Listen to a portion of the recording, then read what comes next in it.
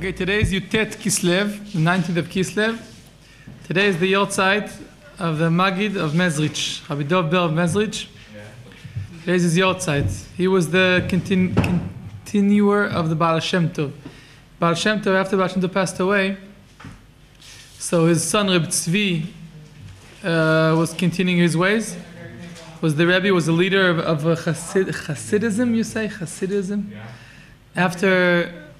After Baal Shem Tov passed away, and after that, after a year, by the way, it wasn't going so well as a leader. He wasn't a good leader as a leader. He was a very righteous person, Reb Tzvi. And then they used to wear white, the Rebbes. And after a year, at the Yortzeit of Baal Shem Tov, he took off his garment and he said, the Torah is moving now to Mezrich. And then the Maggid of Mezrich picked up, and all the big rabbis of Hasidus from then on, the next and third generation of Hasidus, are Talmidim of the Maggid of Mezrich. And Rabbi Yaakov Yosef Palna, and the Balatanya. And by the way, today also is the day the Balatanya, Rabbi Shneur Zalman of Vladi, he was taken by the Russians to jail, and today's day was released. He was there for 54 days or something. The day was released. Yutet Kislev and in Chabad and a lot. They make big parties and thank Hashem that it's a big thing. It's released. But today is the outside also. So we're going to learn the halacha. B'ezrat Hashem. Siman Taf Resh Ayin Daled 674. When you light Chanukah candles, halachically, you're allowed to light from one candle to another without an immediate, you call it? Without you can't take a match, light it with one candle, and then with that match light another. You could light from one candle itself to the other candle. Okay. But it's not the best thing to do. You're allowed to do it, but it's not the best thing to do. The best thing is that today, Baruch Hashem, there's matches, today there's lights, today there's candles, there's shefa, there's big stuff. So you don't have to. You light each one by yourself. Okay. But that's only the candle of candles of Hanukkah that you can't light anything. You definitely can't light anything else with it. But even the same Hanukkah candles, the best thing is not to light. Why? Because we know that Mikar Adin, halacha is that one candle is enough. So the second candle is just a hiddur. It's just to make it even nicer. So how could he take a candle that you just lit the mitzvah with, and you're doing something only that just for hiddur? So it's better not to. It's better not to. Okay. But other candles of mitzvah, you are allowed to use for lighting other candles. For example, Shabbos candles. You lit one, you finish, and no more matches in the house. Now what are you going to do? You're allowed to light the second Shabbos candle with it. Okay? Or lighting in the shul, lighting the candles. Lighting another candle, it's not a problem. It's candles of mitzvah. You're allowed to use the reason that there is for use. Therefore, you're allowed to, of course, use them. But Hanukkah candle, no. Now, we learned already before that the lighting is what does the mitzvah. The lighting itself is what is doing the mitzvah. So therefore, if you lit it in a place where it's not appropriate to light, for example, over 20 amma, which is about 10 meters, and then you lit it, and then you put it down in the bottom, in the kosher place, it's not kosher. Or you lit it in a place where it's very windy, and for sure it's going to go out. Even though you put it inside the house afterwards and not go out, it's not kosher. Because you have to light it in a way that it's going to be kosher, the way it's going to stick. And also, if you put enough oil that it lights from one night to the other, you're not fulfilling the mitzvah the next day. The next day you have to blow it out and light another one. Light it again, it's not a problem. But you have to blow it out and light, because the lighting is what does the mitzvah. Okay? Very important to know. The lighting is what's doing the mitzvah. Very good.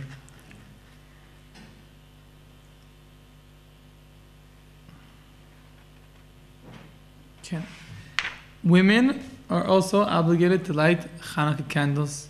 A woman who does not have a husband, or her husband is not home, she is obligated to light, because they also were in the miracle, like we spoke in the first class about Hanukkah, that through Yehudit, the miracle started, the war started through her, and the miracle started through her. She cut his head off, the Caesar. Okay, so therefore, yeah. Now, if someone, we spoke about this, and I asked the Rav, if someone, he can't light by himself. Remember when you asked? Someone cannot light by himself. So his wife could light for him or help him light, it's fine. Not only that, if there's someone else to help him, there's only a non-Jew that helps him around, the non-Jew could take his hand and help him light. Even though non-Jew cannot light himself, he doesn't have the mitzvah. But the non-Jew, his helper, could take his hand and help him light. Take Mamash's hand and help him light. That's halacha I asked the Rav. That's the halacha that you're allowed to help him. And the same thing, by the way, with tefillin even. I asked the Rav that with tefillin also, if there's no one to help him and there's only a non-Jew that helps him to put on tefillin, the non-Jew could put on the tefillin on the Jew and the Jew will say the bracha, and then the non-Jew will tie it onto his hand. And he's also the mitzvah. He's mekayim the mitzvah of putting on tefillin.